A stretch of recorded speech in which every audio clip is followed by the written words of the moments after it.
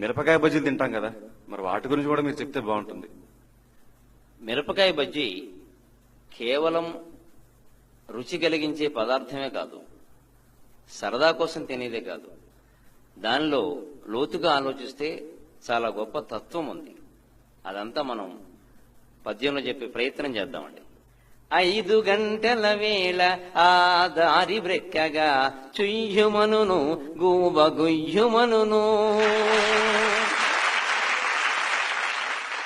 ఆ శబ్దం వినపడగానే ఇటువైపు పెడుతున్నవాడు కూడా ఆ బజ్జీల బండి ఉండే వైపుకి దారి మారుస్తాడు ఖచ్చితంగా. ఇక ఆ పైన పచ్చిమిరపకాయ కచ్చి రేపటి ఎట్లు గుచ్చి చూచుచునుండు గుండె వైపు. అది ఒక ప్రేమ బాణంలాగా గురి చూసి వదిలిపెట్టేసరికి అటువైపుకి వెళ్లకుండా ఉండలేం కదా. ఆ తర్వాత అది వేగుతూ ఉంటే ఆ ధ్వని వేరు, ఆ వాసన కూడా వేరు. నిజానికి శనగ కవచముని సలసలా వేగుచో కడుపులో రసనాడి కదల సాగు. శనగ కవచముని సలసలా వేగుచో కడుపులో రసనాడి కదల సాగు. వాడింకా మూకుళ్ళలోంచి బజ్జీ తీయకుండానే మన కడుపులో ఆ రసనాడి కదులుతూ ఉంటుంది. ఇక ఆ పైన తింటే ఎలా ఉంటుందయ్యా? ముక్క కొరికినంత ముల్లోకముల యాత్ర చేత కాసును లేక చేయగలడు.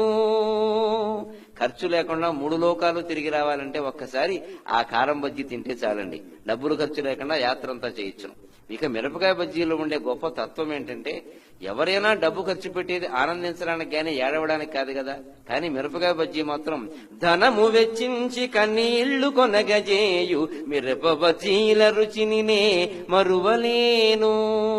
డబ్బిచ్చి కొని తిని ఏడుస్తాం. ఆ తత్వం ఏమిటో, ఆ రహస్యం ఏమిటో.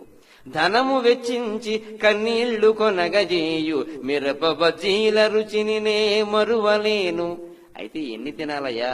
1 2 మంచిదే, 1 2 మంచిదే. ఎక్కువైన సచిన్ టెండూల్కరుడు మాకు సాటిరాడు. ఇక అక్కడి నుంచి రన్స్ తీయడం ప్రారంభించాలి. ఇంటికి వచ్చాక ఎక్కడి నుంచి ఎక్కడికి అనేది నేను చెప్తే బాగుండదు. కానీ టెండూల్కర్ కూడా ఆ రన్స్ విషయంలో మనకి సరిపోడు. అది మిరపకాయ బజ్జీ. డౌన్లోడ్ మోజ్.